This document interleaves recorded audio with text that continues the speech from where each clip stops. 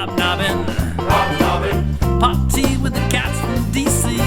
Hobnobbing with Batman and Robin.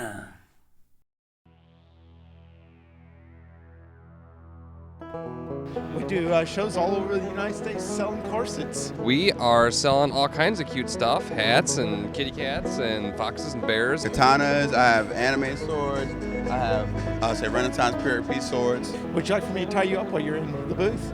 Yes, please. We didn't even know where the next check would come from, where anything would go, but it's like we had to believe in it and stick with it. I was told that this isn't a way you can make money, and you just have to find ways to do what you like doing and still, be able to make money at it. There's money everywhere. You gotta find it. You gotta find your money. Yes. And there's drawing it. Just keep drawing. Don't listen to anybody if they tell you you're no good. We get paid to do this now.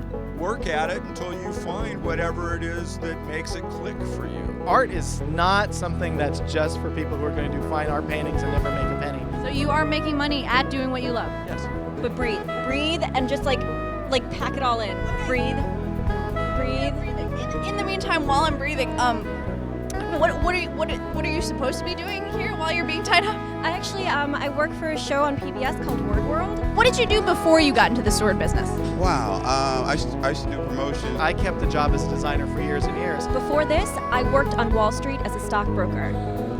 And no, really. And then I decided, no, I'm going to quit. I'm going to go off on my own and I'm going to do these Amelia books. And a couple guys from that I worked with stopped me and said, listen, you got to really think about this. What about the security? I did it because I thought that that's what I was supposed to do. And what made you leave your promotional job to embark on this new path? One of my bosses told me it would be more beneficial if I stayed where I was because I made everybody else look good. And then went into business and then decided, you know what? Comics are a lot more fun. 2 weeks later, they both got laid off. So what? And what's security? The place where I worked closed recently. And in terms of following a traditional path versus doing something that you obviously are really believe in and something that you love, what do you have to say about that? I say to anybody, chase your dream. Just don't listen to what anybody says. I mean, do what you want to do. Do what you feel is right, to do. And what would you say to people who would tell you that might not be lucrative enough? Money isn't everything. That's what I'd say. I mean, being perfectly blunt, you want to be happy, you want to be rich, richest man in the graveyard. I've done really well for myself in my career, but it was never about the money. It was always about, I just love what you do. If you can wake up in the morning and do a job that you love, don't worry about the money. Do something that you really feel fulfillment in, because the money's just not worth it. Do you have a shameful Wall Street past, sir? No. I may have a shameful past, but wasn't on Wall Street. Do you have any advice for young artists starting out there so that they can survive? Look at me. Do not give up, okay? Do not quit. Do not stop. You must do this, okay? I don't care if you have to get a regular job and do art on the side. Don't give up. Once you give up, the dream's dead, and you have to get a job at Dairy Queen. The young kids should just pursue their dreams, basically, because it made me, it turned me into somebody that I love everything I do. And I wish everybody else had a job like that where they could sit down and go, I'm finished with this job, and it's like, wow, and you kind of bang your chest and go, I like this. What advice would you have to offer aspiring creators? Give a damn. Just hustle, hustle, hustle. Keep working a lot, and a lot. How much? A lot. Take a risk. You never know. That risk you may take may define your whole existence. Keep going. Don't stop. It satisfies something in your heart. Seriously, don't do what other people want you to do. Do what you care about doing. It's I'm really, really happy now. Are you guys happy? Yes. Yes. Crazy happy.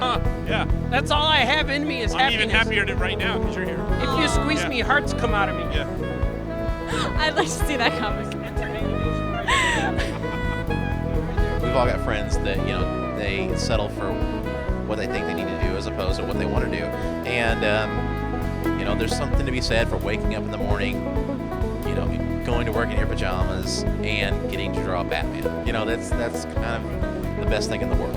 It's as legitimate and as wonderful a career as you could possibly imagine, and it just takes work, but so does any career.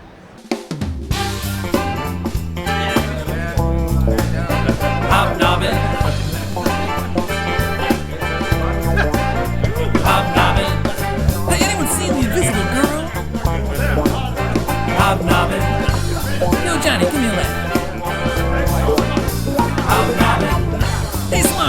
feet on the mat, man. Let me track that stuff all over the rug. Hobnobbing. Iceman, would you be so kind as to put a few cubes in my drink?